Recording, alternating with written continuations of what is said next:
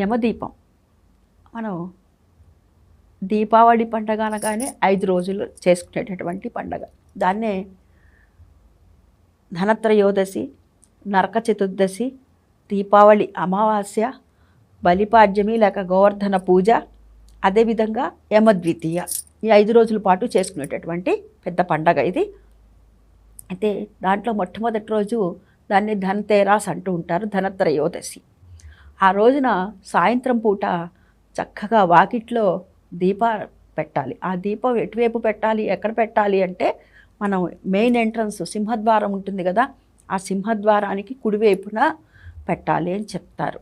ఆ దీపం ఏ విధంగా పెట్టాలి అంటే కొంతమంది ప్రాంత ఆచారం ఎలా ఉంటుందంటే కింద కొన్ని నువ్వులు పోసి, నల్ల నువ్వులు పోసి దాని మీద దీపం పెడతారు. ఇంకా కొంతమంది కింద ఉప్పు పెట్టి, గల్ల ఉప్పు ఉంటుంది చూసారా, క్రిస్టల్ సాల్ట్, దాన్ని పెట్టి దానిపైన దీపం పెడతారు.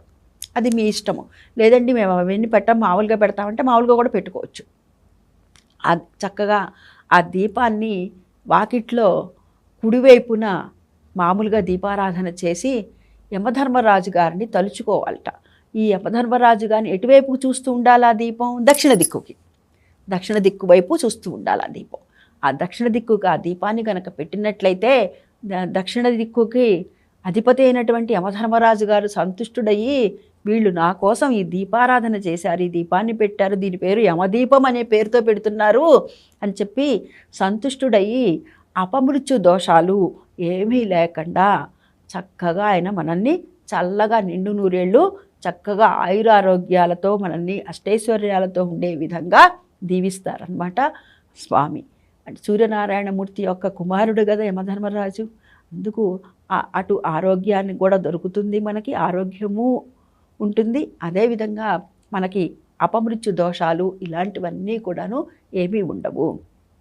మరి ఆ దీపారాధన చేసి ఏదో ఒక చిన్న పండు కానీ ఫలం కానీ ఏదో ఒకటి నివేదన పెట్టాలన్నమాట. ఎవరికి అంటే ఈ దీపం ఎవరి కోసం పెడుతున్నాము? యమధర్మరాజు గారిని తలుచుకొని పెడుతున్నాం కదా, దీన్ని యమదీపం అనే పేరుతో పెడుతున్నాం కదా. అక్కడే ఒక పండు కానీ ఏదో ఒకటి నివేదన పెట్టాలి.